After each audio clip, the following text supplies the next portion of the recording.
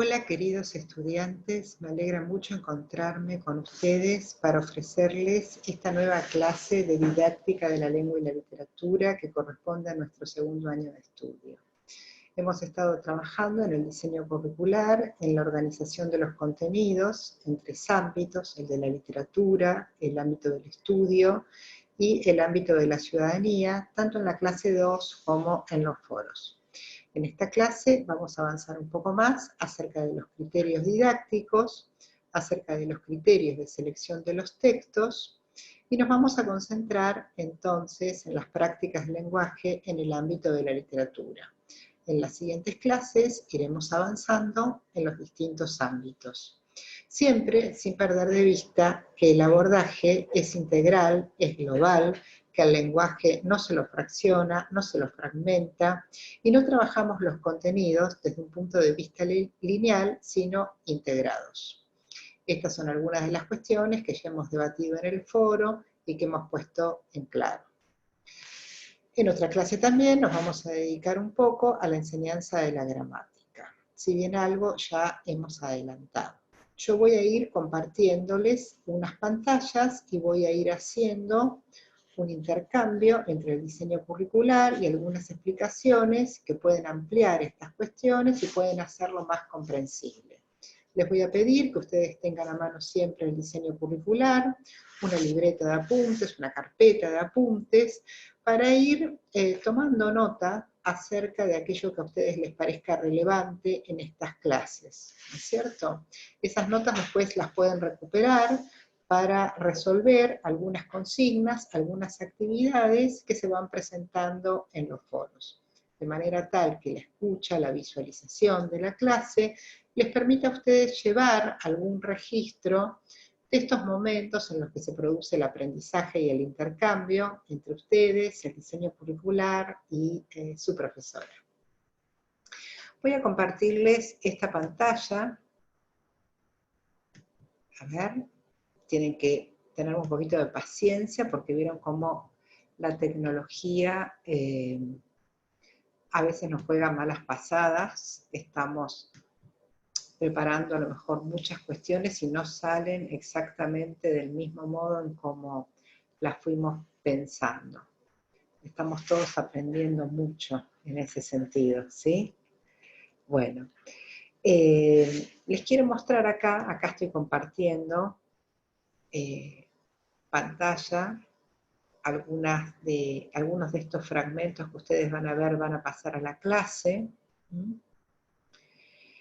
Vamos a concentrarnos hoy en los criterios para seleccionar los textos literarios. Uno de esos primeros criterios que nos señala el diseño curricular es que los textos literarios tienen que ser abiertos. ¿Qué quiere decir que tienen que ser abiertos? Quiere decir que tienen que favorecer la intertextualidad, es decir, el encuentro de ese texto que el estudiante está leyendo con otros textos literarios y también con expresiones que provienen de distintos lenguajes artísticos, por ejemplo, la plástica, la música, la danza, la performance, todos los lenguajes artísticos. Piensen ustedes que es un eje a trabajar a lo largo de toda la escuela secundaria básica y también en la escuela secundaria superior. Siempre la literatura se pone en relación con manifestaciones que vienen de la mano de otros lenguajes artísticos. Luego vamos a conversar acerca de los modos de trabajar con otros lenguajes artísticos, pero ahora simplemente lo estamos mencionando y estamos vinculando la intertextualidad no solo con la literatura, sino con otras manifestaciones del arte. Eso quiere decir que los textos que vayamos a seleccionar para dar a leer en el aula tienen que ser abiertos, que favorezcan el encuentro con otros textos. De manera tal que el lector pueda asumir un papel muy activo, que pueda realizar interpretaciones vinculadas con su biblioteca personal, con lo que él ha leído, con lo que él ha visto, con la música que conoce, con las danzas que conoce, tanto experimentadas como intérpretes o como espectadores. Ustedes saben que todos tenemos una biblioteca personal que vamos cultivando a lo largo de la vida, que se va ampliando a medida que vamos teniendo diferentes contactos con los objetos culturales. Entonces, las interpretaciones a veces tienen una diferencia en relación con esa biblioteca. Se supone entonces que la escuela secundaria debe darle la oportunidad a un estudiante de ampliar su biblioteca personal, de ampliar el universo de encuentros con esos objetos culturales. De allí que el diseño nos diga que la idea es que el lector asuma un papel activo, que lo motive a realizar interpretaciones múltiples y las pueda ir complejizando en la medida que se suman lecturas y experiencias estéticas. Es bien interesante en este sentido anotar, registrar las interpretaciones sobre un texto literario y luego confrontarlas ya promediando la finalización del curso con las impresiones que se tienen después de un tiempo. Porque una cosa es leer un texto literario en marzo, en abril, e interpretarlo de un modo, luego se seguirán haciendo otras lecturas, y a lo mejor en octubre, en noviembre, esas expectativas se han visto modificadas. Y es allí cuando un lector crece, cuando un lector comprende que las interpretaciones son provisorias, y que son múltiples, pero no que son múltiples porque hay muchas tantas maneras de entender un texto, sino porque el encuentro con otros textos y con otras expresiones artísticas hace que varíen. Iremos desarrollando este tema de a poco. Otro criterio fundamental es priorizar los textos escritos en lengua española, pero esto no quiere decir que no se hagan presentes textos escritos en otras lenguas. Otro criterio tiene que ver con dar a leer textos que estén completos y evitar que sean textos fragmentados. Sí podemos dar a leer una serie de cuentos de un volumen, pero los cuentos tienen que estar completos. Podemos dar a leer varios poemas también de un volumen, pero los poemas tienen que estar completos. Y así con los ensayos. Y con las novelas también, ¿no? Entonces, evitar la fragmentación e ir por la completud de los textos. Ese es otro criterio. Ahora nos vamos a detener en unos criterios muy especiales porque son criterios que están ligados a situaciones de lectura en el aula. Y miren ustedes, tiene que ver con las formas también en las que elegimos textos para dar a leer. Vamos a preparar un corpus de textos. Algunos van a ser de lectura obligatoria, es decir, que todos los estudiantes de nuestro grupo van a leer esos textos. Otros van a poder ser optativos. De ese corpus que preparamos, los chicos y las chicas van a poder elegir entre ese corpus y no van a ser obligatorios. Pero también los estudiantes van a poder elegir libremente textos para leer que no formen parte de ese corpus y que a ellos les parezcan muy buenos e interesantes, ¿no? Entonces, por una parte está el corpus del docente. En ese corpus hay textos obligatorios y otros que son optativos. Y también hay textos que vienen de afuera que son postulados para la lectura por los estudiantes y que los eligen libremente entre sus gustos, ¿sí? Entre los textos obligatorios, ¿cuáles sí tienen que estar? Leamos lo que dice el diseño curricular. Dice, en esta selección se deben incluir los clásicos que aportan saber de una tradición y garantizan la inclusión en la cultura literaria letrada. Por ejemplo, un texto como El Matadero es un texto central para la literatura argentina. Es un texto que hay que leer en la educación secundaria.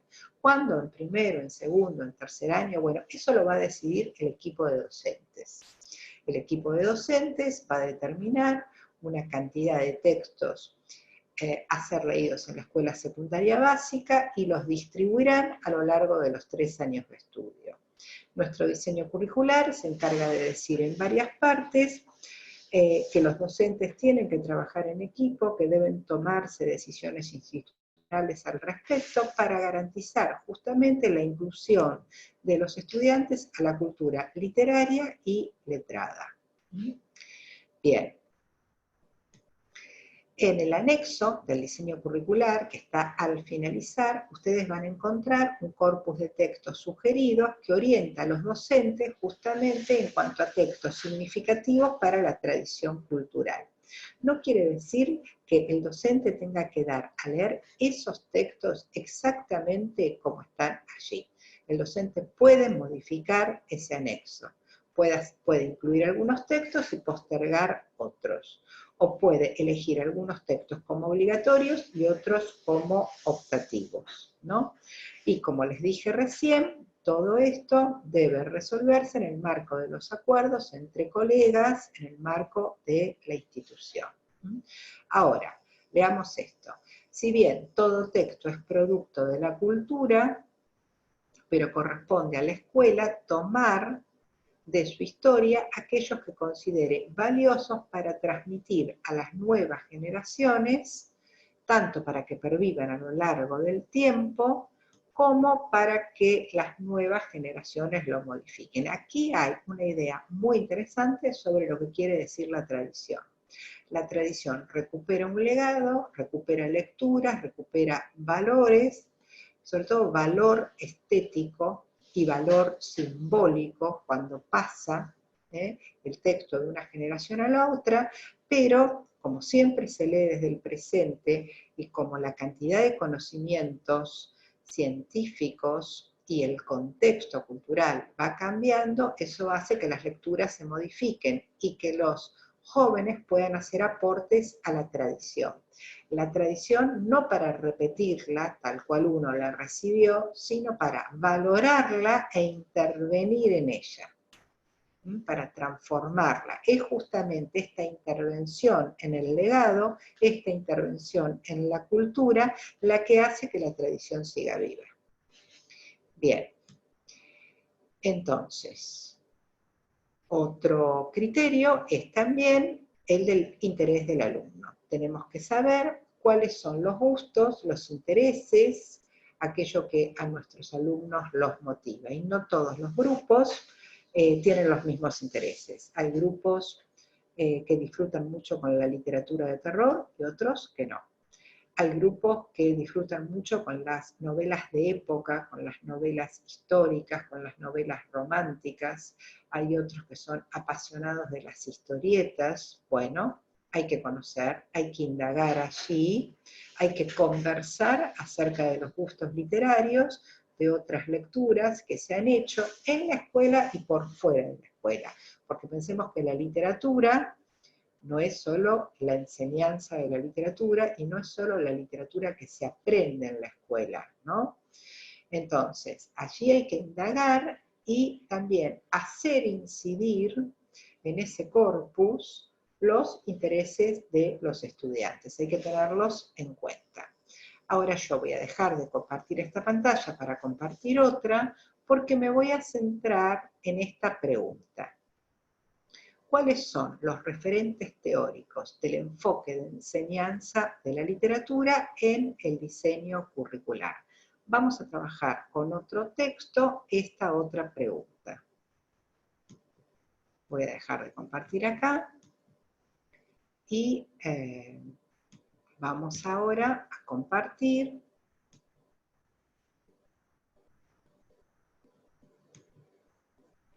esta otra pantalla. Aquí estamos. La lectura de los textos literarios. Bueno, un referente importantísimo es Eiser. Eiser es un autor que seguramente ustedes han estudiado o van a estudiar ahora en segundo año en una materia que se llama Teoría Literaria, que aborda la estética de la recepción. Bueno, la estética de la recepción tiene varios representantes. Eiser es uno, otro muy conocido es Jauss, ¿no?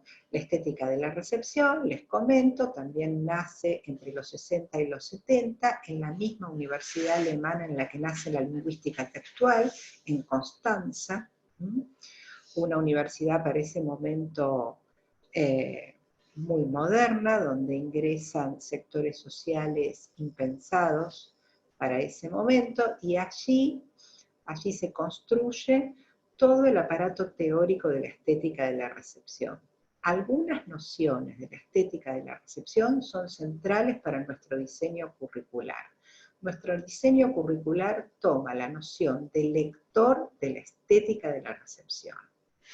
Y aquí el diseño curricular nos señala una breve cita de Eiser, que dice así: la obra de arte es la constitución del texto en la conciencia del lector. ¿Qué quiere decir esto? Que la obra de arte no preexiste a la lectura. Para que haya texto tiene que haber lectura, ¿no? Es decir, el texto se constituye en la lectura. Es el lector el que activa esa máquina perezosa, que es el texto, como bien dijo Umberto Eco, hasta que esa máquina deja de ser perezosa porque el papel activo lo asume el lector, ¿no? Entonces los sentidos están anestesiados hasta que un lector los pone a funcionar. Entonces, vemos también cómo esta perspectiva coloca en el centro de la escena cultural y literaria al lector y no en cambio la historia de la literatura, ¿no? Entonces, es bien importante ver cómo nuestro diseño curricular dialoga con esas teorías que fundamentan un modo de enseñar, que fundamentan un enfoque de enseñanza. Pensar a los textos literarios de esta forma implica que el lector establece un vínculo creativo con lo que lee, en un proceso dinámico donde texto y lector se determinan mutuamente. Bien, ese proceso creativo, ese vínculo creativo entre el lector y lo que lee está determinado por su contexto, está determinado por su biblioteca, por aquellas lecturas que ha hecho antes, por las lecturas que está haciendo mientras lee un texto. Por ejemplo, mientras uno lee una novela, lee otras cosas, lee periódicos, ve obra de arte, lee cuentos, lee poemas. Lo que uno está leyendo en ese momento incide en la interpretación, supongamos, de la novela. Es realmente algo verdaderamente mágico. Es decir, uno no sabe nunca del todo qué textos inciden fuertemente en la interpretación. De algunos tenemos conciencia cuando nos ponemos a reflexionar, y algo de nosotros mismos y de nuestras propias interpretaciones sabemos, pero hay mucho que queda oculto, que verdaderamente es un misterio. Es decir, ¿por qué un texto se nos viene a la memoria mientras leemos otro y no aparece otro texto que tal vez podría estar más relacionado? Bueno, allí hay un trabajo entre vocación, memoria, percepción, sensibilidad estética, son varios aspectos los que conjugan. Entonces, vamos a leer esta parte que yo coloreé con amarillo.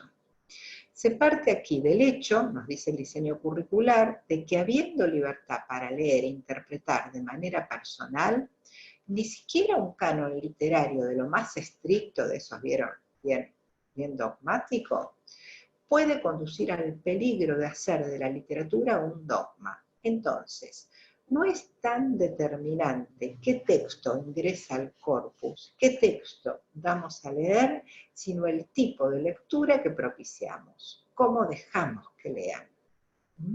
Porque yo puedo tener un corpus con obras muy actuales, muy modernas, muy de vanguardia, y sin embargo ser muy estricta a la hora de construir interpretaciones.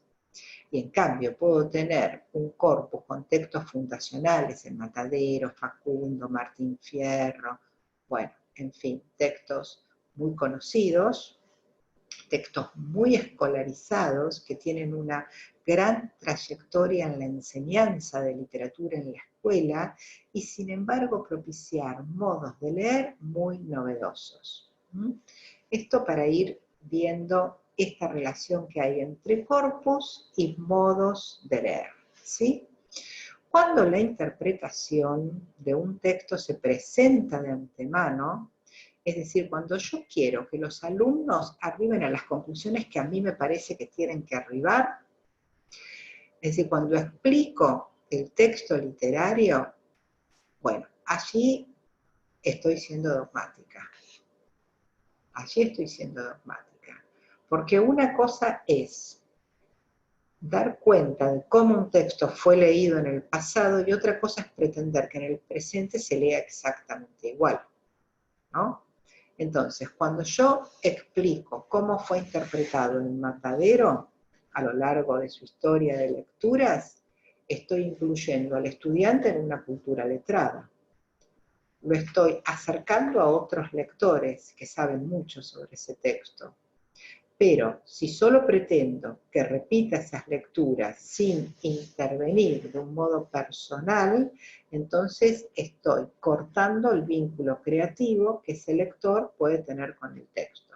Entonces, las dos cosas son valiosas. Acercar a los estudiantes a las lecturas de los textos que tienen una gran importancia para una cultura, pero también abrir el abanico de posibilidades para hacer nuevas interpretaciones desde el presente del lector, ¿no? Son dos operaciones que hay que hacer en el ámbito de una didáctica. Más adelante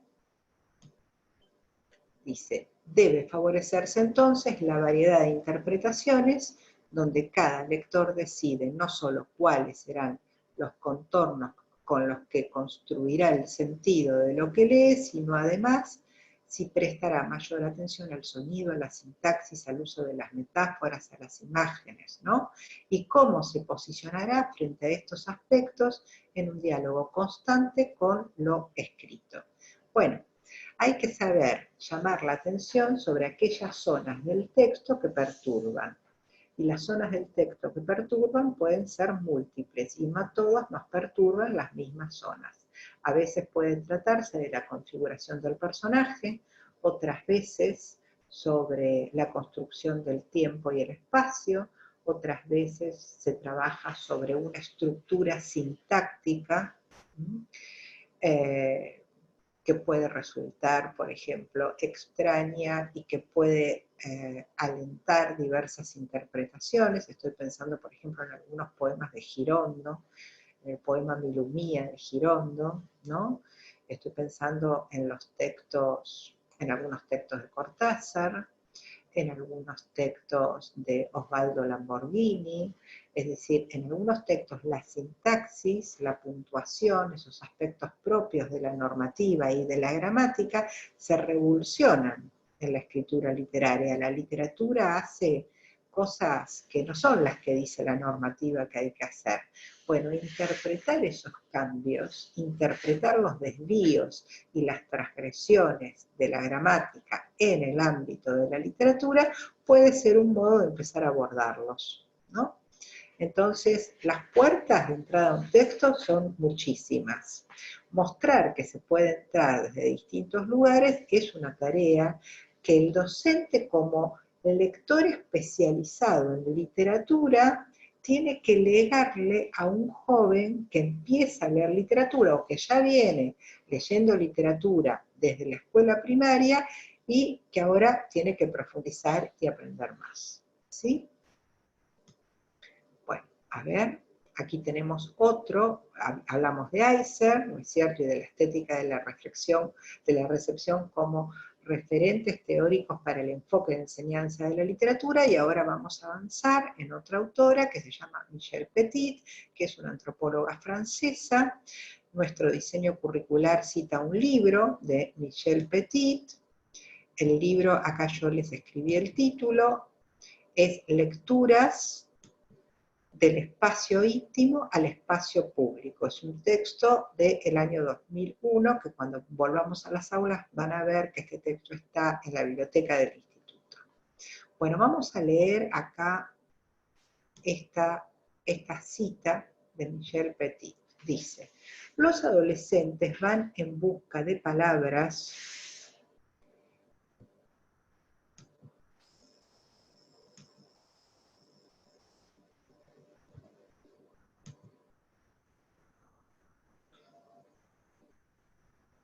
A ver, disculpen que tuve un problemita con lo que estaba compartiendo, ¿sí?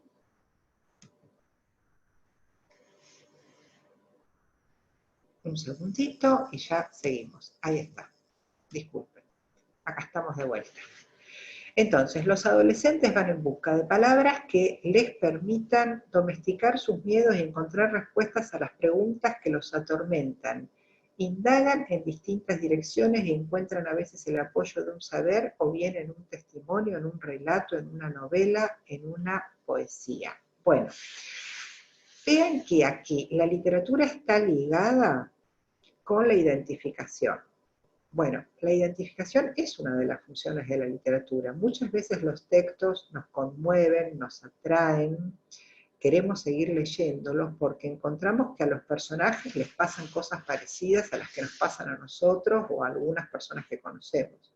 Esa es una función de la literatura y puede ser una motivación. Puede ser. Ahora, estamos haciendo una lectura crítica del diseño curricular. Si bien el diseño curricular es prescriptivo, nos dice qué enseñar y cómo enseñarlo, desde qué enfoques, nosotros podemos hacer una lectura crítica y ver que muchas veces los estudiantes no llegan a los textos porque se encuentran a sí mismos de una manera espejada en los textos, sino porque justamente la literatura les muestra otros mundos muy alejados del propio. Esto lo digo porque a veces los docentes buscan textos que refractan la realidad social, económica, emocional y psicológica de los estudiantes. Y los estudiantes no siempre quieren eso, a veces sí, a veces no. Por ello es importante la tarea de indagación en los gustos personales y en las visiones que los estudiantes tienen en relación con el mundo del arte.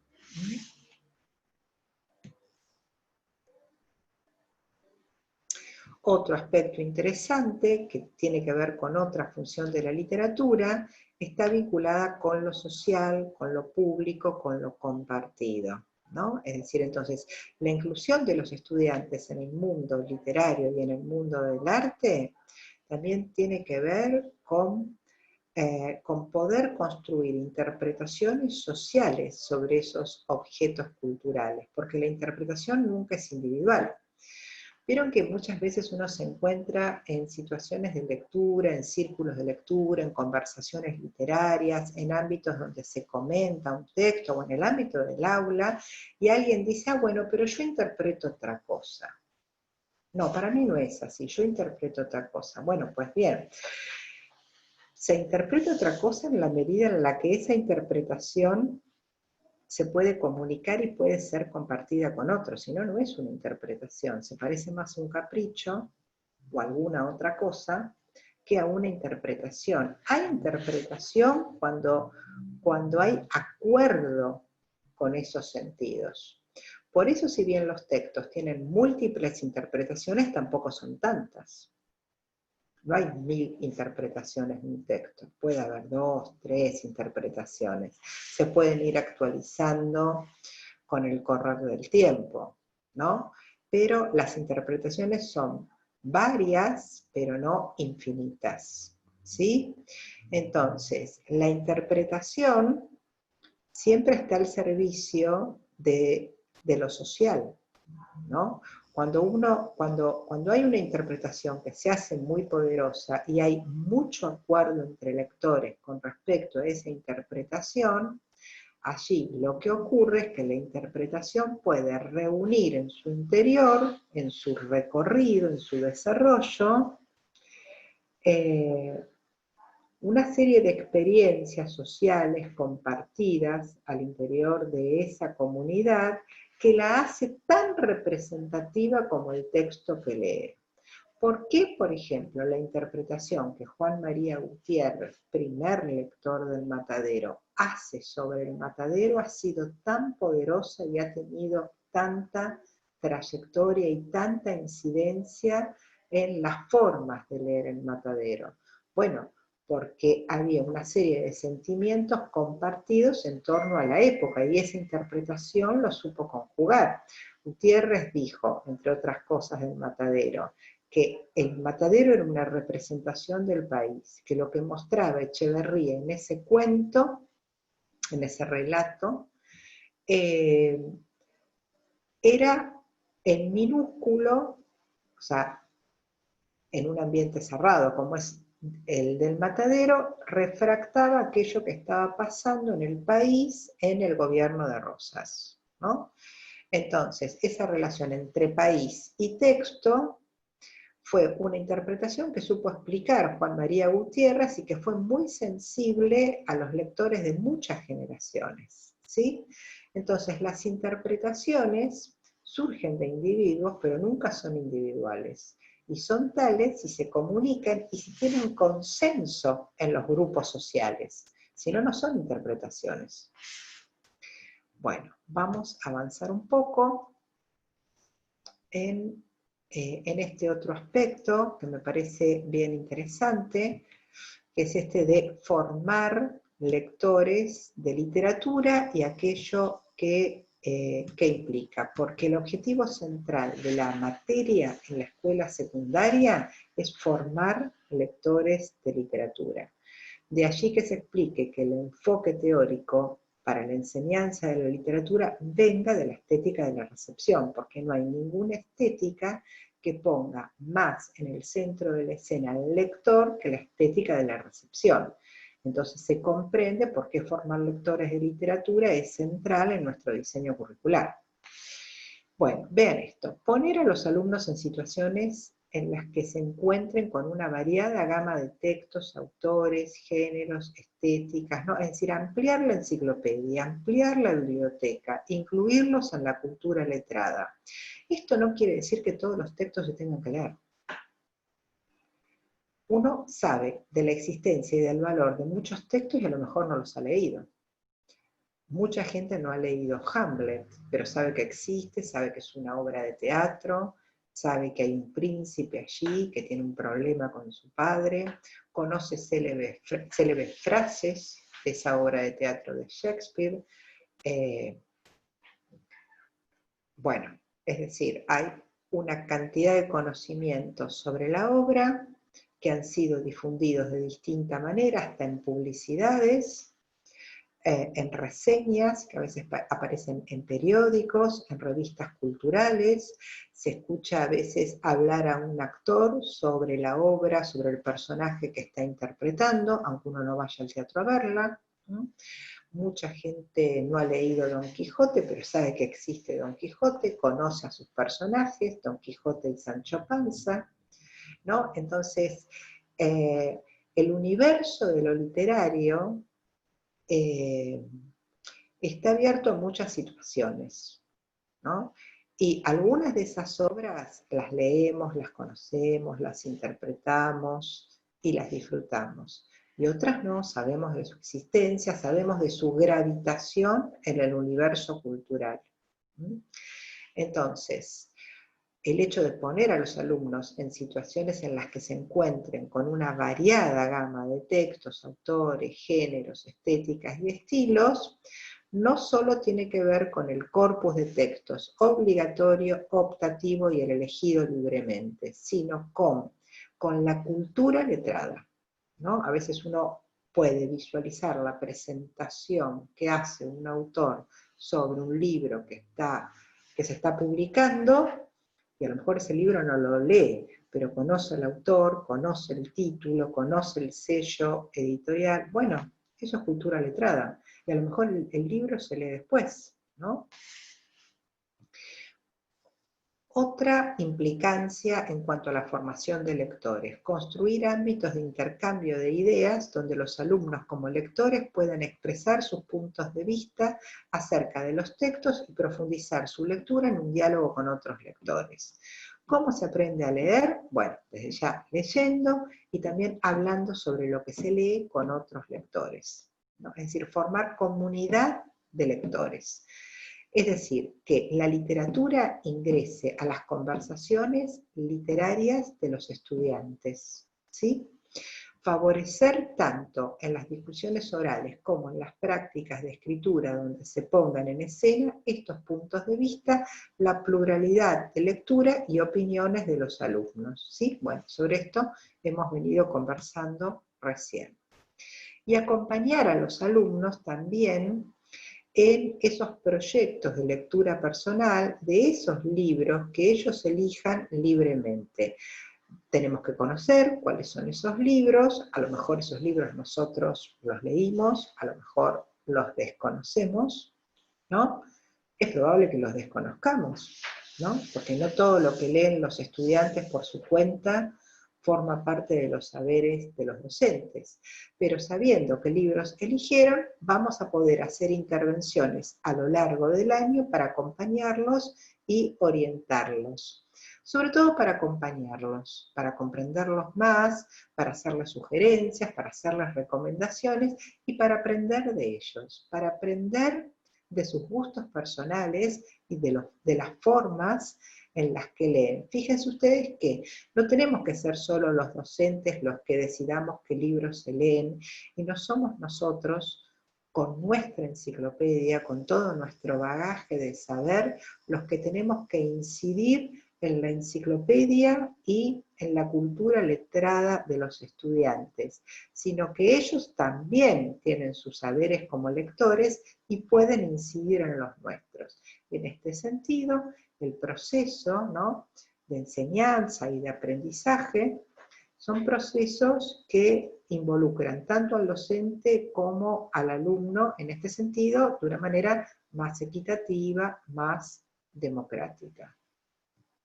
Luego, crear contextos adecuados para la lectura, no solo físico, sino también cognitivo, contar hechos de la vida de un autor, ¿no?, como veníamos diciendo, presentar a los autores, contarles qué otros libros leyeron, además del que vamos a leer, contarles algunos acontecimientos importantes de la época en la que ese autor escribió y de las condiciones materiales de sus motivaciones, ¿sí? En otras palabras, nos dice el diseño curricular, formar un lector literario implica ser mediador, no solo de una experiencia de lectura que supone un proceso lingüístico, sino avanzar sobre la interacción que se produce cuando un lector lee literatura.